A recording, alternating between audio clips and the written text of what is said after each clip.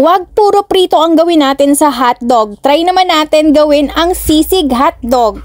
Masarap ulamin, masarap papakin, at masarap pulutanin. Konting sangkap lang naman ang kailangan natin dito. Syempre, kailangan natin dito ng hotdog, 10 pieces. Hiwain lang natin ng maliliit hanggang sa maubos na yung 10 pieces na yan. Syempre, nagpapasarap sa sisig ang white onion. Isang piraso lang yung katamtaman lang ang laki at hiwain lang din natin ito ng pino.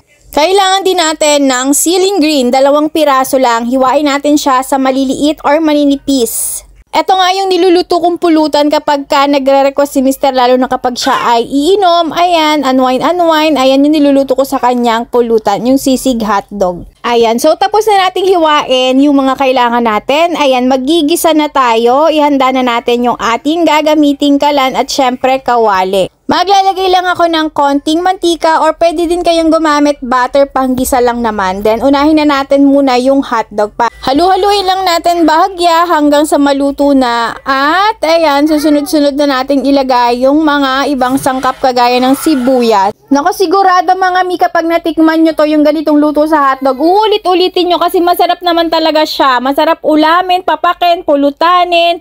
Ayan, pwede nyo nga rin tong isama kapag nagkakarinderya kayo. At maglalagay din pala tayo dyan ng liver spread.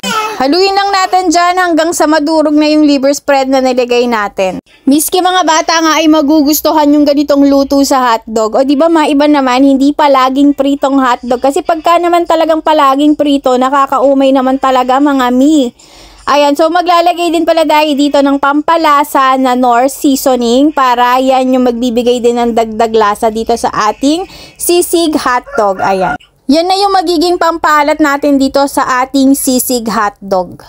And then maglalagay lang din ako ng konting umami seasoning para mas sumarap itong ating sisig na hotdog. And then yung ceiling green ilalagay na rin natin. Ayan, malapit lang maluto itong ating sisig. Tapos maglalagay din tayo dyan ng mayonnaise bago natin hanguin etong ating sisig hotdog. Ayan, 2 sachet lang yung kailangan natin dyan mga mi. At ayan na nga mga mi, pag nailagay na natin yung mayonnaise ay luto na yan. Haluin lang natin hanggang makombine yung mayonnaise dyan sa ating hotdog. And then tapos i-ready nyo na yung mainit na mainit yung kanin dahil for sure marami kayong makakain kapag ito ang inyong inulam. Ayan, isali na natin siya sa ating lagayan. Tapos i-ready na natin ang inyong kanin na mainit na gabundok. Ayan, so pwede na natin tong i-taste test. Sobrang sarap nito guys, amoy pa lang talagang gugutumin ka na. Sisig na sisig yung amoy niya. Ayan, kaya kung gusto nyong maiba naman ang luto sa hotdog, try nyo na tong sisig hotdog. Sobrang dali lang, sobrang sarap. Ayan, para maiba, hindi palaging prito. Ayan, thank you for watching.